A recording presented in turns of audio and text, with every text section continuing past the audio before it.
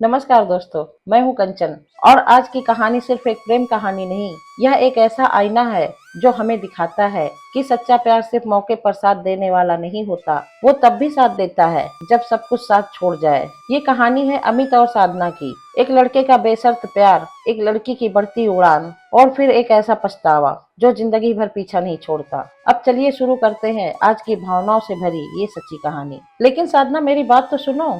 अमित बार बार साधना को पुकार रहा था, लेकिन साधना उसे अनसुना करके वहां से चली जाती है। अमित हताश और निराश होकर वहीं बैठ जाता है। सड़क के किनारे पटरी पर न जाने कितनी देर तक बैठा रहता है, सोचता रहता है। फिर किसी तरह हिम्मत जुटाकर साधना को मनाने चला जाता है। इधर साधना आंखों में आंसू लिए तेज तेज कदमों से अपने घर की ओर चली जा रही थी। घर पहुंचकर साधना सीधे अपने कमरे में जाकर पलंग पर लेट जाती है। तभी उसकी मम्मी शोभा जी उसके पास आती हैं। बेटा, क्या बात है? बहुत परेशान लग रही है। अमित से लड़ाई हो गई क्या? मम्मी, उसका नाम मत लो, मैं अब उससे कभी नहीं मिलूंगी। बहुत बुरा है वो। आप जाओ, इस समय मुझे किसी से बात नहीं करनी, साधना ने बोला और बगैर जवाब का इंतजार करे वह दूसरी ओर मुंह करके लेट गई। शोभा जी बाहर ड्राइंग रूम में आकर बैठ गई। साधना की परेशानी ने उन्हें भी परेशान कर दिया था। आखिर ऐसी क्या बात थी जो साधना इतनी परेशान है? यही सोचकर शोभा भी इधर उधर टहलने लगती हैं। तभी डोरबेल बजती है। शोभा जी गेट खोलती हैं तो सामने अमित खड़ा था। आंटी जी, साधना है। शोभा जी ने उसे ड्राइंग रूम में बैठाया और पूछा,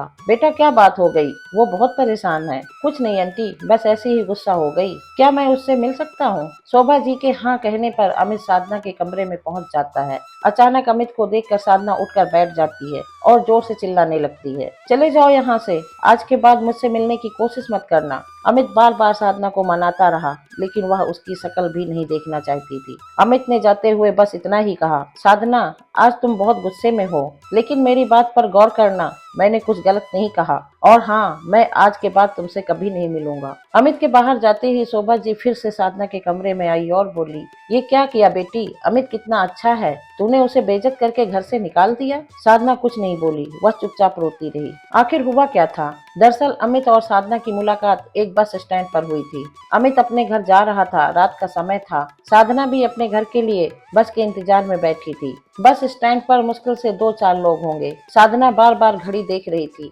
अमित उसके पास वाली बेंच पर बैठा था। साधना अपनी जगह से उठी और अमित के पास जाकर बोली, आपको पता है बुलंदशहर जाने वाली बस कितनी देर में आएगी? आपको बुलंदशहर जाना है? अमित ने पूछा तो साधना बोली, हाँ, वहाँ से आगे गांव में जाना है। अमित ने कहा, मेरी बात मानिए तो वापस चली जाइए, यहाँ बस का कुछ पता नहीं कब आएगी, रात ज्यादा हो रही है। अगर बस आ भी गई तो रात को 2 बजे आपको बुलंदशहर उतारेगी, रात में गांव कैसे जाएगी? सुबह की बस पकड़ लेना। साधना डर गई, मेरा कोई और ठिकाना नहीं है, क्या मैं यहाँ रुक सकती हूँ? अमित ने सुनकर बोला, नहीं, यहाँ सेफ नहीं है, आप इस शहर में किसी को नहीं जानती। साधना ने डरते हुए कहा, मैं यहाँ किसी के बुलाने पर नौकरी के लिए आई थी, उसने मुझसे सारे पैसे ले लिए और नौकरी भी नहीं लगवाई, अब वापस जा रही हूँ। अमित बोला, वैसे तो मैं आपको नहीं जानता, पर अगर ऐसा है तो आप मेरे घर चलिए, सुबह तक रुकिएगा और सुबह बस पकड़ लेना। घबराइए मत, यही पास में मेरा घर है, घर में मेरी मम्मी है, आप सुरक्षित रहेंगी। साधना के पास कोई साधन नहीं था,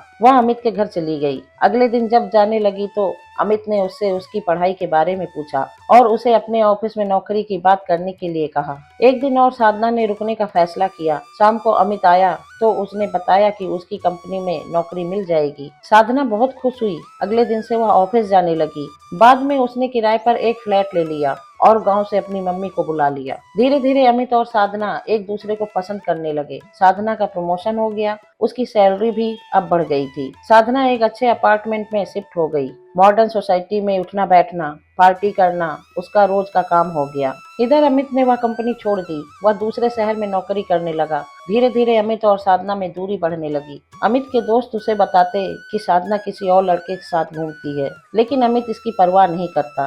धीरे धीरे अमित का भ्रम टूटने लगा। साधना उसका फोन नहीं उठाती थी, मैसेज का जवाब नहीं देती थी। एक दिन अमित अपनी माँ से मिलने आया तो उसने साधना को बाहर मिलने के लिए बुलाया। अमित ने साधना के सामने शादी का प्रस्ताव रखा और दूसरे शहर में उसके साथ चलने के लिए कहा। साधना ने साफ मना कर दिया। अमित ने कहा, मैंने तुम्हारे लिए नौकरी का भी इंतजाम कर लिया है। जितना पैकेज यहाँ मिल रहा है उससे अच्छा मिल जाएगा। इसी बात को लेकर अमित और साधना में कहासुनी हो रही थी। तभी अमित ने कहा, साधना बोलो मत, तुम आज जो कुछ भी हो मेरी वजह से हो। उस समय तुम मेरे प्यार के लिए तरसती थी, आज मेरा फोन भी नहीं उठाती। साफ साफ बताओ क्या बात है। साधना बोली, अमित मैं अभी शादी नहीं करना चाहती। जीवन में शादी सब कुछ नहीं होती। यहाँ आजादी से जीना ये सब छोड़कर मैं तुम्हारे साथ नहीं आ सकती। यह सुनकर अमित को गुस्सा आ गया और उसने कहा, बात यह है कि तुम किसी और से प्यार करने लगी हो। मैं अब तुम्हें पसंद नहीं हूँ। मेरे दोस्त ने सब बता दिया है। साधना को बहुत गुस्सा आया और वो अमित को उल्टा सीधा सुनाकर अपने घर आ गई।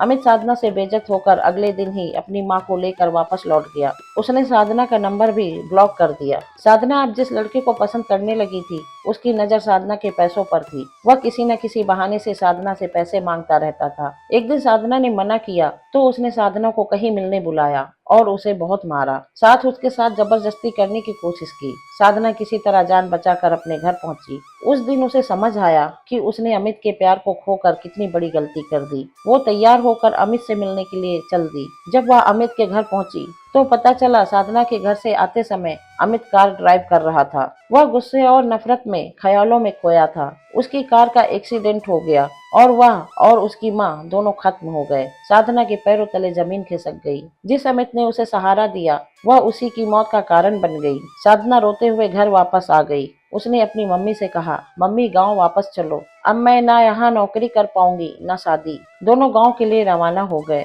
दोस्तों कैसी लगी कहानी कमेंट में जरूर लिखना। वीडियो को लाइक करना, दोस्तों के साथ शेयर करना, चैनल सब्सक्राइब करना मत भूलना। मैं कंचन आपसे विदा लेती हूँ, फिर मिलूंगी एक नई कहानी के साथ। धन्यवाद।